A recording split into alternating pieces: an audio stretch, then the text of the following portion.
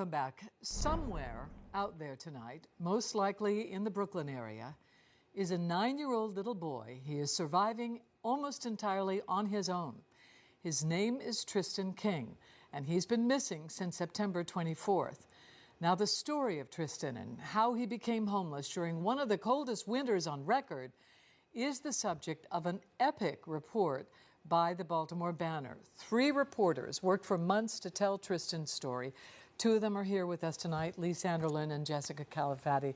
Thank you for coming in. We appreciate it. This is a devastating story. Very difficult to read, but I urge you to do it.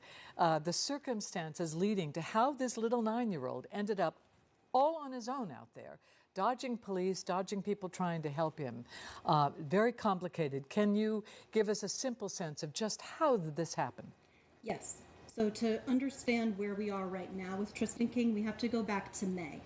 In May, his grandmother had a stroke. Shortly after that, he wasn't showing up for school. His school unenrolled him. Then summer break begins. In July, there's a fire at his home. Soon after that, he is living in an alley with his great aunt. In a tent in an alley, thank you. He's located there. There's an effort to have Tristan and his aunt go to a hotel. There's a moment where you might think they're going to be okay, but it unravels. His aunt turns him over to the Department of Human Services, and the following day, he is with his caseworker. He jumps out of that woman's car. That's September 24th, and he's been gone since. Right.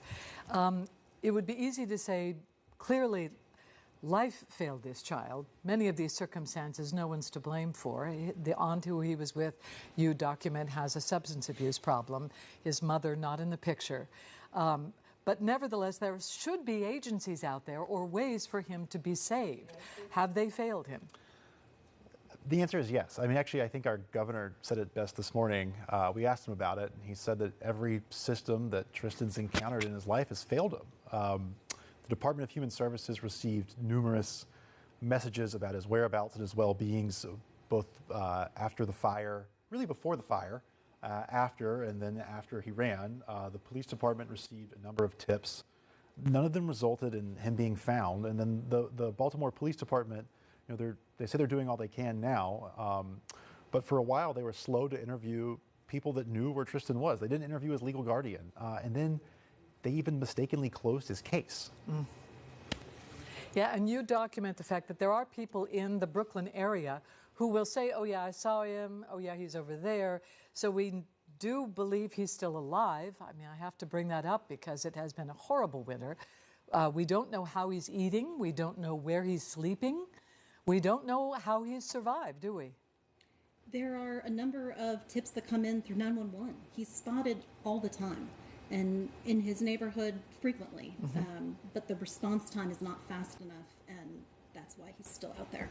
I mean, again, it's hard to believe that there's a 9-year-old surviving somehow in our city, in our neighborhoods, entirely on his own, but it's happening. So you had an update today, Lee, is that right? Yeah, so I went to see his grandmother this afternoon just to check in, and she asked if we could share a message to Tristan. I have no idea if he is near a television, but anyways, his grandmother wanted to tell Tristan, I love him.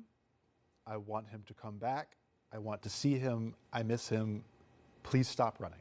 And his grandmother is under care because she had a stroke. So she doesn't have a home to take care of. And her home burned down. She can't leave, but she just really wants her grandson to be found safe and to be taken somewhere safe. Yeah. And he has run away from people who have tried to help him. Obviously, he's frightened right now. He looks at police officers or people of authority with skepticism, to say the least. So it's not like people haven't made attempts. I urge you to read the story. There are good people who've really tried to go out and save this young boy, but he's frightened and running. Yeah, many of them. It's a story of one little boy, but it's also a story of what can happen in this system. And it's beautifully told.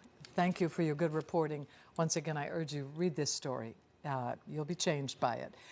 To read it and other good reporting from our media partner, the Baltimore Banner, go to thebanner.com. Cutter.